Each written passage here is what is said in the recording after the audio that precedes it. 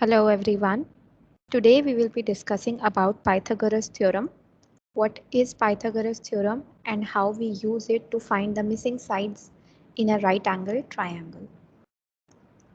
So I'm putting up the PowerPoint here. Alright.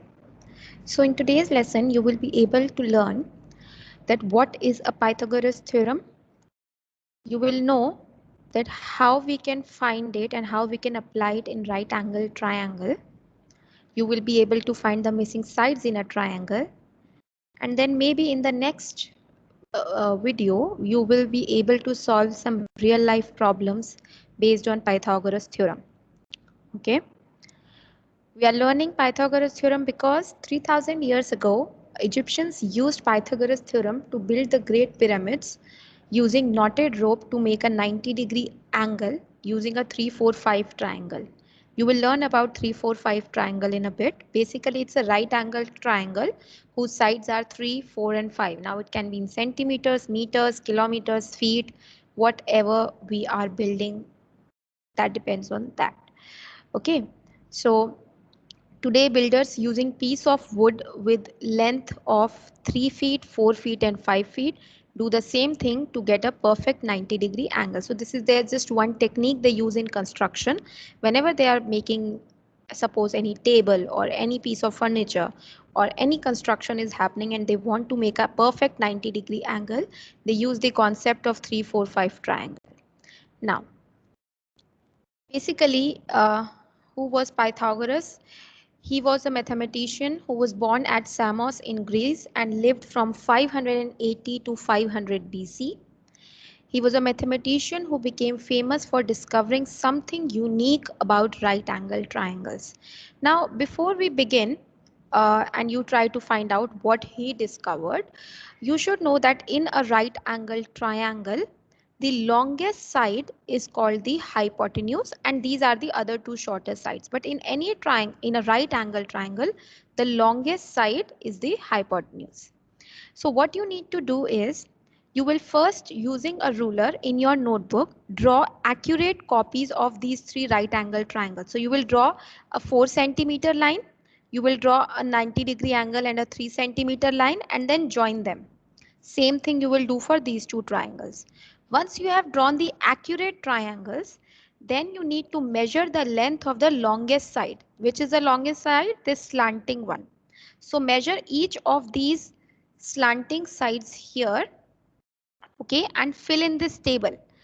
So see this vertical line we are representing by A, which is already filled in the table. This horizontal line is represented by B, which is also already filled in the table. See, for the first triangle it's 4, for the second triangle it's 12, and for the third triangle it's 8. So it's already filled. What you need to fill in the C value, and this you can do by measuring it using your ruler. And do not do it on screen. Please draw accurate triangles, draw them and measure them. I am pausing the video here, like I'm stopping on this screen for 20 seconds. You pause the video and then you can start drawing the angles, drawing the triangles and measuring the longest side.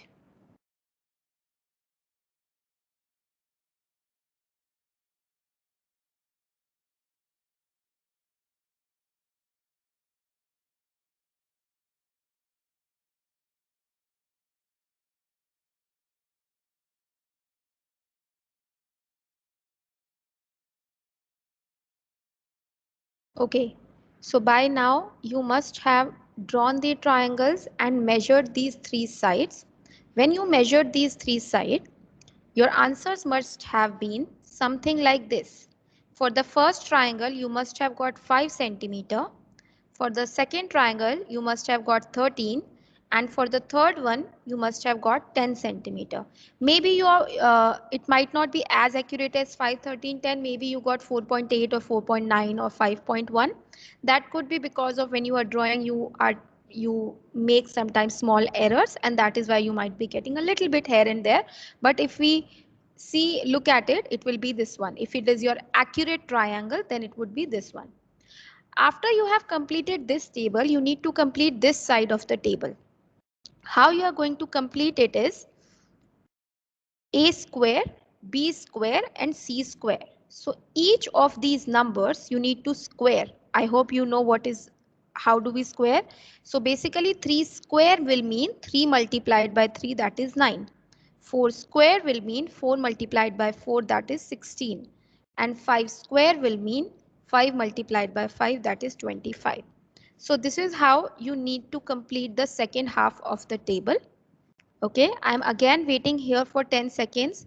Pause the video and try to do it again on your own and then check your answer. Okay, I'm here for 10 seconds. Pause the video, please.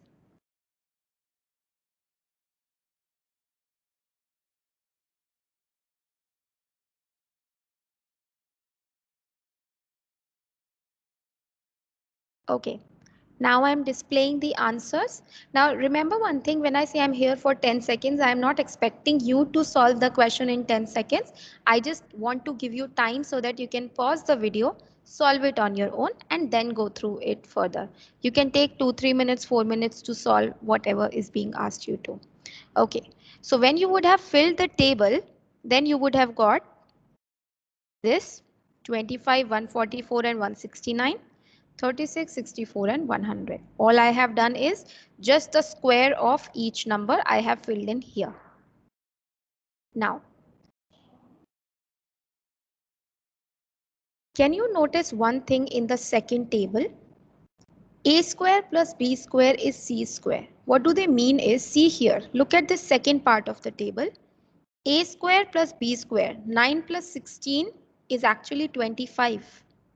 25 plus 144 is 169. And 36 plus 64 is 100. Okay, so this was the theorem, this was the special result that Pythagoras theorem states, which is for any right angle triangle, for any right angle triangle, the sum of the areas of the two small squares is equal to the area of the larger. What they mean is, suppose you have, I draw a square on this side, the area will be a square because side is a. And what is the area of a square? A multiplied by a. Similarly, if I draw a square on this side, its area will be b square. So that's what he says. The sum of the areas of the two small squares, a square plus b square, is equal to the area of the larger. Is equal to the area of the larger, or in simple terms you should remember it as a square plus b square equals to c square, where a square and b square are the shorter sides and c square is the longest side of the triangle. Okay, this is the main result that you should be focusing on and which you should try to understand and apply it. Now we can use Pythagoras theorem to find the longest side in a right angle triangle. Now you can see in this example right here, this side is given 3 centimeter, this side is given 4 centimeter and the longest side is not given. So there are 3 steps that you need to do. To find the length of the side x, what we need to do is we need to square to get the area of the smaller squares. Basically what we need to do, a square plus b square, right? So area of the square A will be 9, B will be 16. After you have done the square, then you will be adding the two values. 9 plus 16 is 25. And once you have got this 25 is the square area of the square, but we don't need the area of the square, we need the side of the square. So if the area of this square is 25, its side will be 5. Now this you can think logically because you know 5 times 5 is 25. In other words, I can simply say, you might know this from your previous knowledge, that if square is of a number is 25, then the square root of 25 will be 5. So basically we say the third step is that we square root the area to get the length of the side. I'll repeat again this entire process. The first step is square the sides to get the area. Second step is add. So add 9 plus 16 is 25. And then to get the length of the side x, you have to square root the area to get the length of the side x. What you see written in bold, these are the main three steps you need to follow if you need to find the longest side of the triangle. Square, add square root. Okay, let's try to do some examples based on this.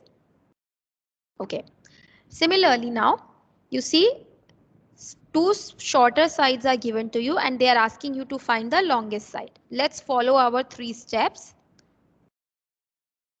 Square.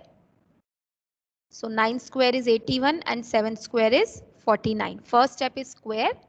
Second step, add. So 81 plus 49 gives you 130. And third step is square root. Now this square root you can do on your calculator, square root of 130, and you will get 11.4. The three steps I'll repeat again: square, add, square root. Remember, this we are learning when we need to find the longest side. When we need to find the shorter side, there is another method for it, similar method, but just one step will be different in there. I will tell you that also. But first, you need to focus on how we calculate the longest side. The steps are square, add, square root. Let's look at one more example. Again, I have to find the longest side. So the method remains same. I'll repeat again. Square, add, square root. So first step, square. 8 square is 64 and 4 square is 16. Second step, add. So 64 plus 16 is 80. And the third step, square root. So on your calculators, you will do square root of 80, which gives you 8.9 centimeter. Okay. Now, how can we use Pythagoras theorem to find a short side in a right angle triangle? The method is, okay, first step remains the same. You need to do square. 12 square is 144 and 7 square is 49. Instead of adding, the second step will be subtract. Why do we subtract? Because if you remember, Pythagoras theorem says a square plus b square is c square. Now b square is missing here. So if we use a little bit of algebra here, like how do we solve equations? If I want to find missing side, I will subtract this, no? So I'll do 144 minus 49, which is 95, and then the third step is same, square root, which is 9.7. So the only difference in finding the longer side and the shorter side is, for longer side it was square add square root, for shorter side it is square subtract square root. Okay, let's look at one more example. Again, I have to find the shorter side. You can see here this is the longest side. Step 1, square. So 23 square 529, 15 square 225. Second step, subtract. So 529 minus 225 will give you 304. And then the last step, square root. So that will be 304. Whenever we are using Pythagoras theorem to find any missing side, be it the longest side or be it any one of the shorter side, the final answer you will get after square root, after you do square root of the answer, whatever you get in the previous step. Okay. Now, all these questions, for each of the following triangles, calculate the length of the missing side, giving your answers correct to one decimal place when needed. And see here, hints are given. If you are trying to find the longest side, the steps are square, add square root. If you are trying to find the shorter side, square, subtract, square root. Okay. So for example, in question number 1, I am trying to find the longest side. So I will be following this method. However, in question number 2, I am trying to find one of the shorter side. So I'm going to follow this one. Okay, so in each triangle, look carefully what you are trying to find. Is it the longest side or is it the shorter side? In question 5, don't get confused. You are trying to find the shorter side. This is the longest side. This is the longest side. Okay, now wait. Again, I'm going to stay on the screen for 20 seconds. Pause the video, solve these questions, and then you can check your answers. I will display the answers here. Okay.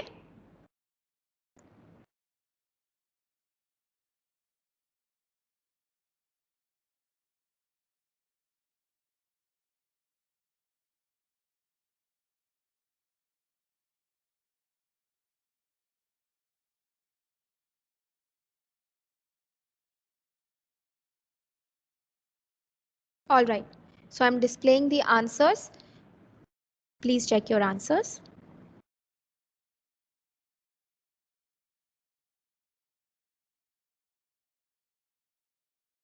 If any one of the answers you did not get correct and you don't know how, please you can leave just a comment below this video and I will clarify it to you that how this needs to be done.